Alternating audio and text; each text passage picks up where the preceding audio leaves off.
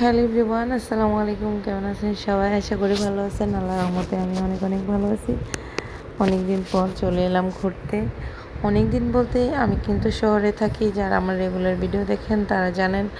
তো আমি সবসময় ঘুরতে পারি না, কারণ আমার দুইটা বাবুই ছোট ছোট। এই জন্য আমার সবসময় বাসায় থাকতে ওদেরকে নিয়ে। ওরা মাঝে মধ্যে চায় যে একটু বাইরে যাওয়ার জন্য। তো ছোট মানুষ তো, বাইরে গেলে আর কি খালি দুষ্টুমি করে, বাসায় আর আসতে চায় না। তো এই জন্য আমি বেশি একটা বাইরে যাই না। তো যাই হোক, গ্রামে আসছি ঈদ করব। আর ঈদের এক সপ্তাহ আগে আমি চলে আসি সব সময়। কারণ ঈদের সময় যে একটা অনেক মানুষের একটা ভিড় থাকে, ঠেলাঠেলি, ওই জিনিসটা থেকে আমি রক্ষা পাওয়ার জন্য আগে চলে আসি। তো যাই হোক, ঈদ তো চলেই গেছে। আর ঘুরতেছি, প্রতিদিন ঘুরেছি, অনেক সুন্দর সুন্দর ভিডিও বানিয়ে রেখেছি। তো এগুলো আমি একটা একটা করে আপলোড করবো, আপনারা অবশ্যই দেখবেন। সবাই সুন্দর সুন্দর কমেন্ট করবেন এবং শেয়ারও করে দেবেন, লাইক তো করবেন অবশ্যই। তো যাই হোক, অনেকেই জিজ্ঞেস করেন, আপু আপনার গ্রামের বাড়ি কোথায়, আপনার দেশের বাড়ি কোথায়? আমার দেশের বাড়ি চাঁদপুর। আমি যে দেশের, আমার হাজব্যান্ডও ওই দেশেরই। আমাদের বিয়ে গ্রামেই হয়েছে। আমাদের রিলেশন করে আমি দেশেই ছিলাম, আমি কোনো শহরে ছিলাম না। যদিও উনি শহরে ছিল কাজের কারণে। তো যাই হোক, আমাদের দেশের বাড়ি চাঁদপুর। আর আমরা আজকে যে জায়গায় ঘুরতে গেছিলাম, ওই জায়গাটা গিয়ে আমার বড় ননদের বাড়ির পাশে। আমার শ্বশুরবাড়ি চাঁদপুর আলগীবাজারের কাছে আর কি। তো ওইখানে গিয়ে আমার ননদের বাড়িও চারপাশে আছে। তো 5টা ননদ, আমার সবারই বিয়ে হয়ে গেছে।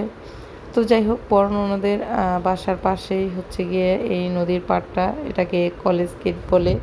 তো যাই হোক, এখানে গিয়ে সবাই অনেক ঘুরতে আসে, অনেক ভিডিও করে, অনেক সুন্দর সুন্দর ছবি তোলে। তো আপনারা দেখতেই পারতেছেন অনেক সুন্দর পরিবেশটা, দেখতে অনেক ভালো লাগে। বিশেষ করে এখানে গেলে আমার মন চায়, আমি যখনই নদীর পাড় ভিডিও করতে যাই তখনই আমার মন চায় ওইখানে একটা বাড়ি করে আমি ওইখানেই থেকে যাই। কারণ এত সুন্দর করে নিঃশ্বাস নেওয়া যায়, এত সুন্দর করে ওইখানে আলো বাতাস খাওয়া যায়।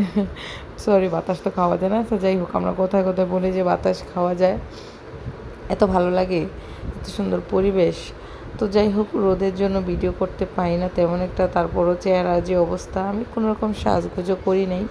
আপনাদের ভাইয়ের সবসময় বাড়িতে গেলে আমাকে নিয়ে চেষ্টা করে, আমার বাচ্চা ছোটো থাকতেও একবার হলেও আমাকে নিয়ে চেষ্টা করে নদী পার যাওয়ার জন্য, যখনই বাড়িতে যায়।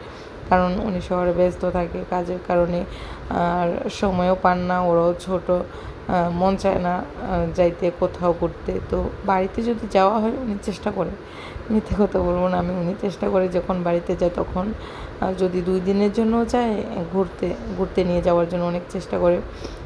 5 দিনের জন্য গেলে, 1 সপ্তাহের জন্য যদি যায় তাহলে তো প্রতিদিন পারে উনি আমাকে নিয়ে ঘুরতে যায়। তো যাই হোক, আমার অনেক ভালো লাগছে। আরও সুন্দর সুন্দর ভিডিও আছে, আপনাদের সাথে শেয়ার করব। আর দেখেন নদীর এই পরিবেশটা দেখে আমি আর লোভ সামলাতে পারলাম না। আমি ইচ্ছে মতো ভিডিও করেছি শুধু আপনাদের সাথে শেয়ার করার জন্য। আপনারা বেশি বেশি লাইক করবেন, বেশি বেশি কমেন্ট করবেন, আর পারলে আমার ভিডিওগুলো একটু শেয়ার করে দেবেন। যারা রেগুলার আমার ভিডিও দেখেন তারা কিন্তু বারবার বলেন, আপু আপনি আপনার দেশের বাড়ি কোথায়? আমি বাড়িতে গিয়ে অনেক সুন্দর সুন্দর ভিডিও দিছি, অনেক ব্লগ বানাইছি, অনেক ফটো দিছি। সবাই দেখে বলতেছেন এত সুন্দর এত সুন্দর পরিবেশ, আপু আপনার দেশের বাড়ি কোথায়? তো যাই হোক, আমি আবারও বলতেছি আমার দেশের বাড়ি চাঁদপুর।